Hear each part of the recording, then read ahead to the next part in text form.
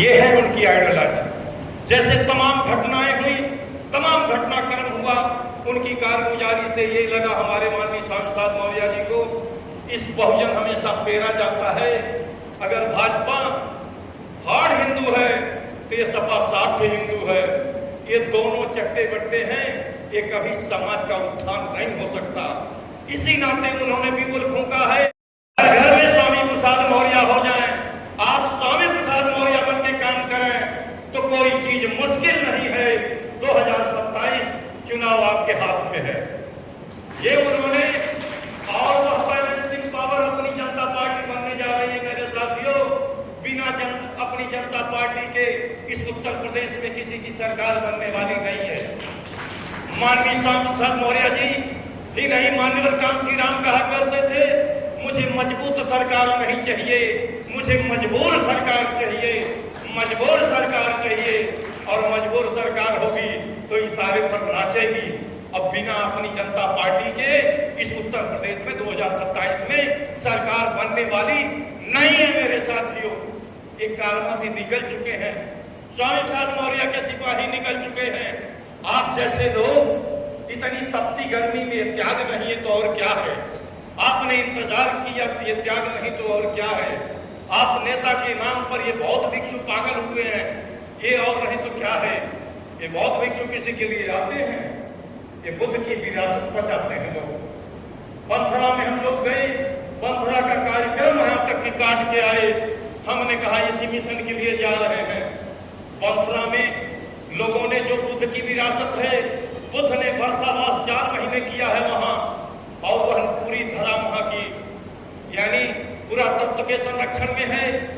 वो पुरातत्व के वेताओं द्वारा लिखी गई चीजें हैं। इस नाते वहां थोड़ा समय न देके वो सारा समय आपको दिया गया। तो मेरे साथियों, अभी यहाँ वक्ता साथी हमारे सीनियर भाई राष्ट्रीय उपाध्यक्ष जी द्वय और हमारे राष्ट्रीय महासचिव हैं, आपके बीच में बात रखेंगे। बार बार आप लोगों के बीच मेरी वाही है। अगला कार्यक्रम जो लगेगा कैडर के लगेंगे मेरे साथियों, गठन करिए मेरे साथियों, गांव गांव जाके ये बात को उठाइए मेरे साथियों। जिसकी जितनी संख्या भारी उतनी हिस्सेदारी इस देश में हो रहे अन्याय अत्याचार दोहन शोषण दमन के खिलाफ तमाम हत्याएं हो रही है, बलात्कार हो रहा, अपमान हो रहा है, नौजवानों की नौकरी छीनी जा रही है, सरकारी उपकरण को बेचा जा रहा है। इस देश में महंगाई चरम सीमा पर है, इस देश में शिक्षा नहीं है, स्कूल बेचे जा रहे हैं सरकारी। 27,000 स्कूल बंद कर दिए गए मेरे साथियों।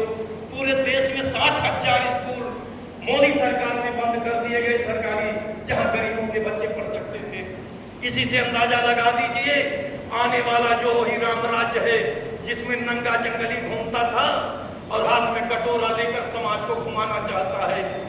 इन्हीं सारी बातों के साथ बड़ी चीजें हैं।